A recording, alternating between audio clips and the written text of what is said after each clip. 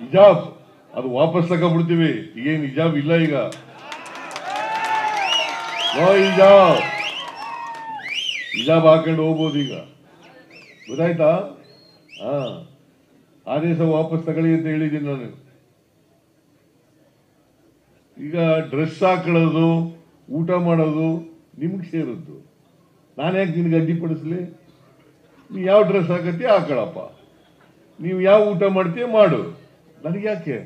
ನಾನು ಊಟ ಮಾಡೋದು ನಾ ಮಾಡ್ತೀನಿ, ನೀವು ಊಟ ಮಾಡೋದು ನೀವು ಮಾಡ್ತೀಯ, ಅದು ನಿಮ್ಮ ಹಕ್ಕು, ನನ್ನ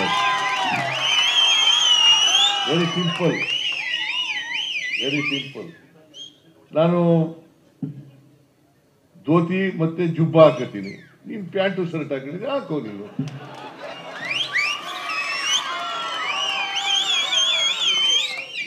ಅಲ್ವಾ?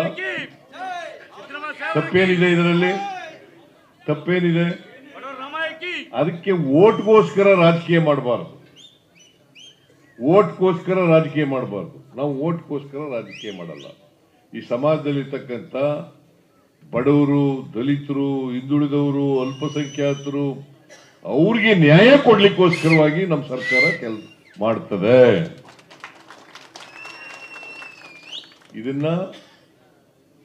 ಇದರಿಂದ ವಿಚಲಿತರಾಗ ಪ್ರಶ್ನೆನೇ ಇಲ್ಲ, ಇದರಲ್ಲಿ ರಾಜಿ ಮಾಡ್ಕೊಳ್ಳೋ ಪ್ರಶ್ನೆನೇ ಇಲ್ಲ.